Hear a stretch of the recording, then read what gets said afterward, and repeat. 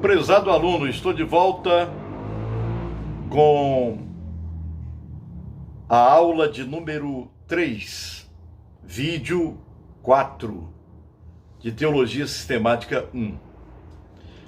Então, a revelação especial de Deus, a gente sabe que tem a revelação natural, geral, externa, tudo quanto podemos ver na natureza, podemos ver também ali que foi a obra de Deus.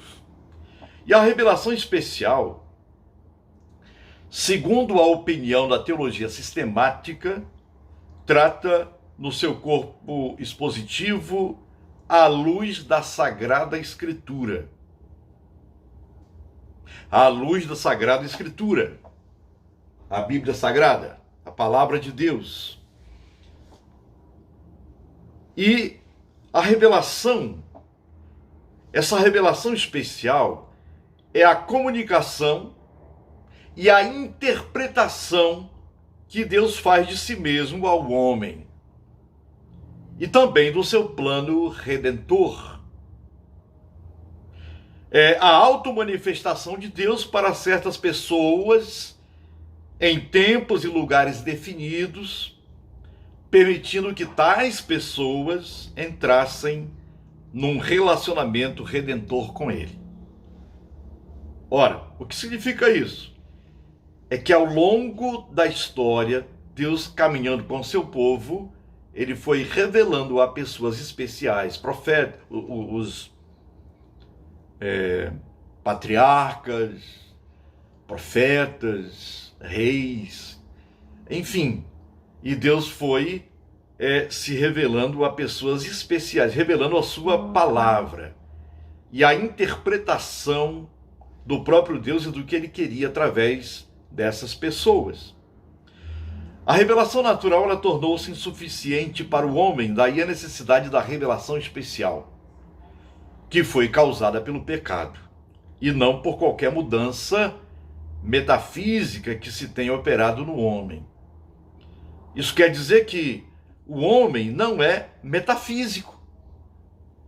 Ele é um ser moral, ele é um ser moral e ético. Ele não é um anjo invisível, mas ele é um ser moral e ético. Os homens perderam o relacionamento do favor com Deus, que possuíam antes da queda, antes do pecado. Após a queda, a raça humana estava afastada de Deus e em rebelião contra Ele. Seu entendimento sobre as questões espirituais estava obscurecido. O apóstolo Paulo chegou a dizer que há uma venda que tampa a visão, impede do homem ver, conhecer e saber o que Deus quer para ele. Daí a necessidade de haver uma instrução mais completa. A Bíblia ela serve, como diria Paulo a Timóteo, para instruir, para educar o ser humano, a fim de que ele venha a ser perfeitamente habilitado para qualquer obra, para toda boa obra. Portanto, foi quebrado o relacionamento entre o homem e Deus. Assim, houve uma mudança no plano ético. Portanto, foi preciso um poder renovador, subjetivo, uma revelação especial, ou como queiram alguns, uma revelação adicional. O homem passou a precisar não mais de informações, mas de uma verdadeira interpretação de Deus e de si mesmo, e ser tornado uma nova criatura. O pecado entrou na raça humana e logo foi diminuindo a compreensão humana da revelação geral, reduzindo a eficácia.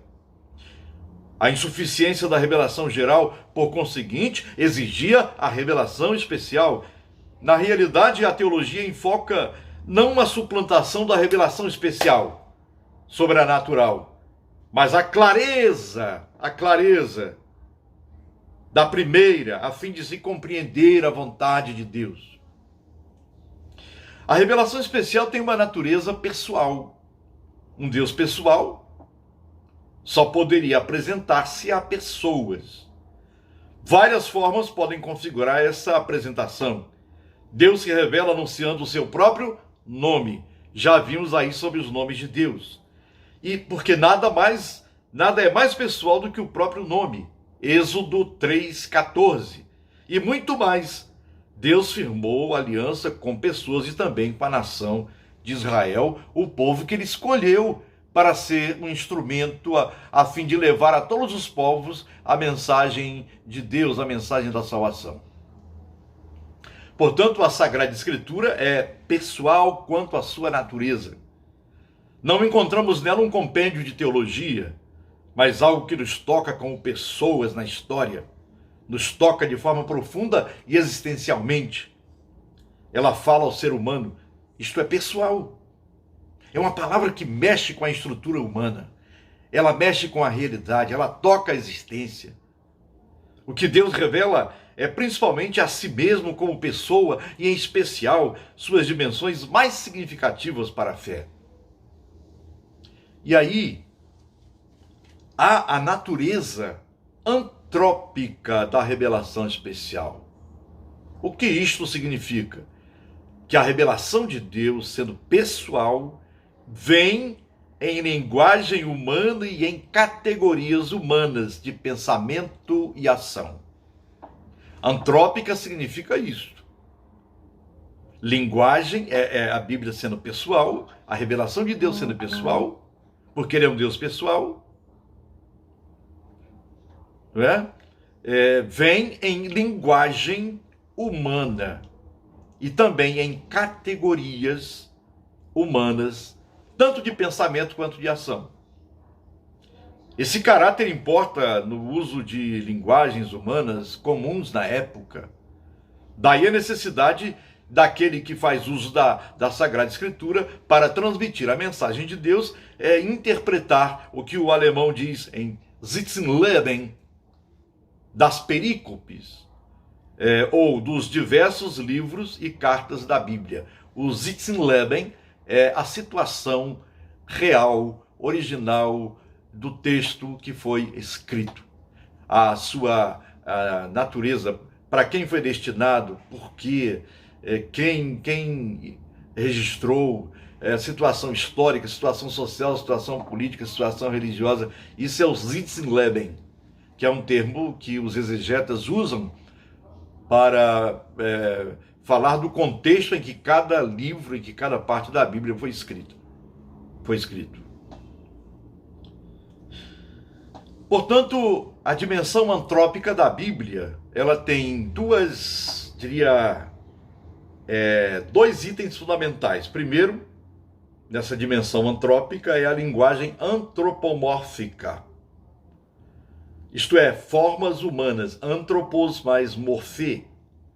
Formas humanas como o dedo de Deus, a mão de Deus, falou Deus, as narinas de Deus, são formas humanas. E também, o segundo aspecto aqui é a linguagem antropopática. Antropos mais patia, sentimentos humanos. Quando diz que Deus se irou, que Deus se alegrou, então são sentimentos humanos. A natureza analógica da revelação especial. Isso quer dizer que quando Deus age, temos em mente o significado exatamente igual ao que temos quando dizemos que um ser humano age. Assim, o termo analógico quer dizer igual em qualidade. E existem também os meios da revelação especial, eventos históricos. A Bíblia destaca toda uma série de acontecimentos divinos pelos quais se faz conhecer. Da perspectiva do povo de Israel, um evento histórico básico foi o chamado de Abraão, considerado o pai da nação. O nascimento de Jesus, suas obras maravilhosas, sua morte e, em particular, sua ressurreição foram ações de Deus. Na criação também e expansão da igreja, Deus também estava atuando, fazendo surgir o seu povo. Portanto, O discurso divino este é o segundo grande meio da revelação. Os profetas do Antigo Testamento tinham a certeza de que Deus é quem falava, pois diziam: assim diz o Senhor, ou veio a minha palavra do Senhor dizendo. Está lá, Jeremias 18, 1, Ezequiel 12, 1, 8, 17, 21, 26, Oséias 1, 1, Joel 1, 1, Amós 3, 1.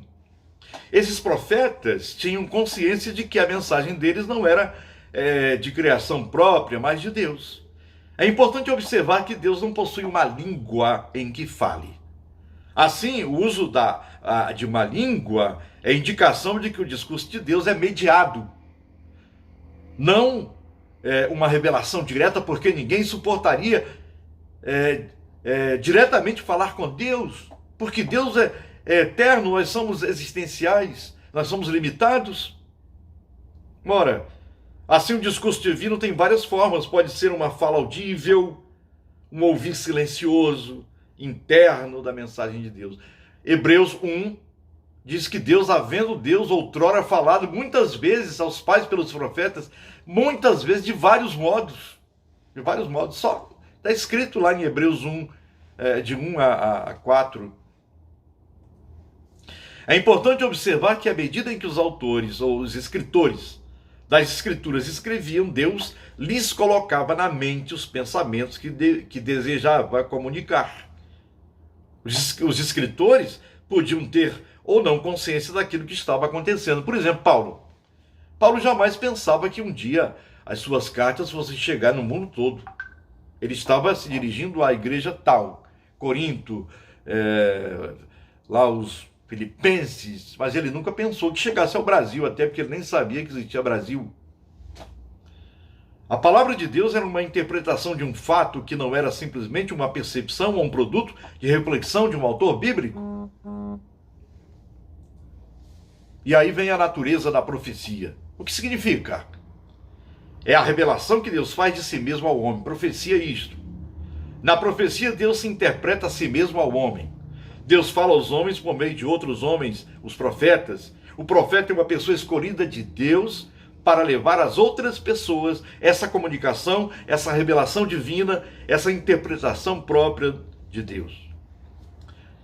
E a Sagrada Escritura, como revelação, a revelação de Deus teve que ser escriturada. Porque se considerarmos que a própria revelação contém verdades proposicionais, então teria de ser escriturada. E essa escritura é uma reprodução fiel da revelação original. Pode-se afirmar que a Bíblia é a revelação de Deus. A Bíblia é a revelação de Deus. Outros meios também da palavra da revelação especial que foram utilizados, palavras e profecias, na formação da Bíblia como a revelação de Deus aos homens, vários meios, as profecias, como já falamos, até mesmo sortes, lançar sorte. A igreja utilizou esse método lá no Novo Testamento de lançar sorte e escolheram lá Matias, na eleição de Matias no Novo Testamento. Vocês vão ver aí os textos nos slides, na matéria escrita e falada agora também. Sonhos proféticos instrutivos, visões, um estado mental em que a consciência era mantida. Foi um meio usado por Deus para, de modo especial, transmitir a sua vontade ao povo pelos profetas, e esses profetas eram chamados videntes a princípio. E é bom lembrar que profeta é aquele que fala depois, ele fala em nome de Deus, ele não fala de si mesmo. Ele diz: assim diz o Senhor, veio a minha palavra do Senhor. Profeta de Deus é aquele que fala em nome do Senhor, não é aquele que diz assim: é isso que eu te digo. Você está observando isso? Outro meio também fazia parte da revelação especial nesse tempo todo, centenas de séculos. Urim e Tumim, que significa luz e retidão, não se tem hoje uma compreensão exata do que signifique. Por meio do Urim e Tumim, o sacerdote consultava a vontade de Deus. Eram 12 pedras preciosas, diamantes, grafados com o nome das 12 tribos de Israel, Somente o sacerdote gozava o privilégio de consultar o Senhor através do Urim e Tumim. Mas, além de tudo isso, acima de tudo isso, a encarnação que é uma palavra preciosa para a teologia, para a cristologia. É a encarnação, é o Verbo se fez carne, é o meio mais completo de revelação. O argumento aqui é que a vida e o discurso de Jesus era uma revelação especial de Deus. Na realidade, Jesus é a revelação máxima de Deus. Deus falou em seu Filho por intermédio dele, Hebreus 1 e 2. A encarnação de Cristo quer dizer o Deus encarnado. Deus conosco, Emmanuel. En arche, en hologos, en prostonteon. E o verbo logos se fez sarx e habitou entre nós. Deus se fez carne, sarx. O que parecia impossível aos homens, Deus tornou possível. Deus tornou possível. Toda a plenitude de Deus se deu em Jesus Cristo, a qual ultrapassa a de profetas e apóstolos. E é muito importante saber que quando os profetas falavam, eram portadores de uma mensagem de Deus e sobre Deus. Quando Jesus falava, era Deus em pessoas falando, em pessoa própria falando. Em João 14, 9 está escrito: quem me vê a mim, vê o Pai. E aqui chegamos ao final da aula 3. Este é o vídeo de número 4. Espero que você esteja apreciando, refletindo. Qualquer dúvida, entre lá no fórum. Eu tenho já dialogado com alguns alunos no fórum. Eu gostaria que o fórum ficasse superlotado lá de colocações, de perguntas. E eu acho que com essas aulas agora aliás, essa matéria da aula 3, vocês vão ter muito que argumentar. Participe, aproveite esse tempo de quarentena. Então, eu desejo tudo de bom para você, para sua família, e que você aproveite o máximo esse tempo. Que Deus te abençoe e te guarde. Até a próxima aula de número 4 e provavelmente entraremos em maio também, porque até que haja alguma outra mudança, todos serão avisados. Um grande abraço, a paz de Cristo para todos.